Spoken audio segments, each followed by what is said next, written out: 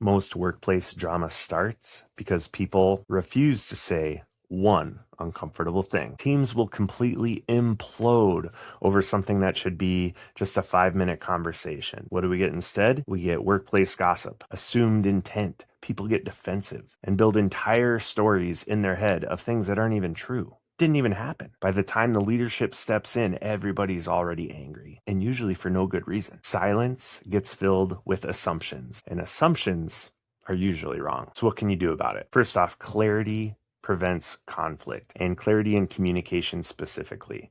Now, I see communication as a very wide spectrum that can go from some form of text message, email, something that's written down, very easy to track, very important so that you can use it for documentation, all the way to in-person, face-to-face, where you can see all those little emotions. You can hear the tone of their voice. You can see their body language. So when it comes to clarity and communication, see where you are on that spectrum. Does it have to be documented? Does it have to be in writing so that we can prove that this conversation happened?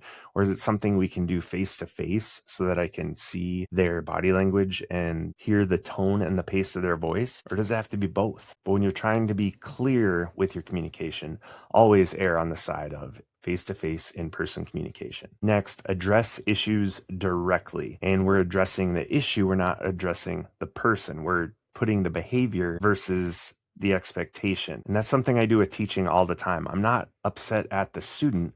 I'm upset at the behavior. And it's not me that's upset at the behavior, but it's the expectation of how they act. And that's where you have systems and expectations that are clearly communicated so the people know exactly what's expected of them.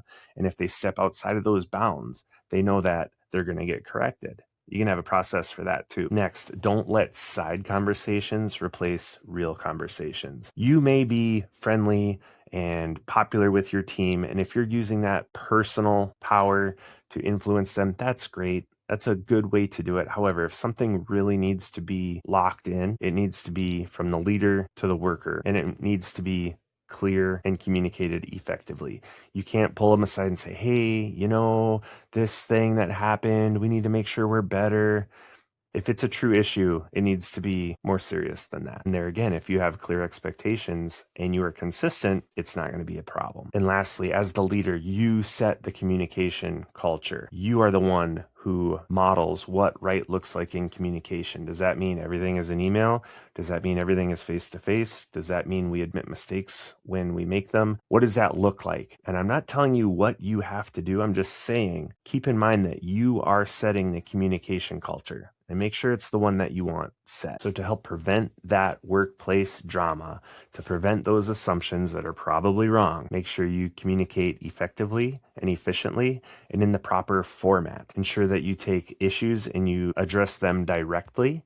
And you do that with real conversations, not just with side conversations. Make sure that if there is an issue, you're pitting the behavior against the expectation, not the person versus you. And lastly, remember that you, as the leader, set the communication culture. In the comments below, what's the toughest part about communicating with your team? Is it physical distance? Is it weird friendships? I'd love to hear other issues that people are having, and maybe we can solve them together. I'm JVD. Teach it, coach it, lead.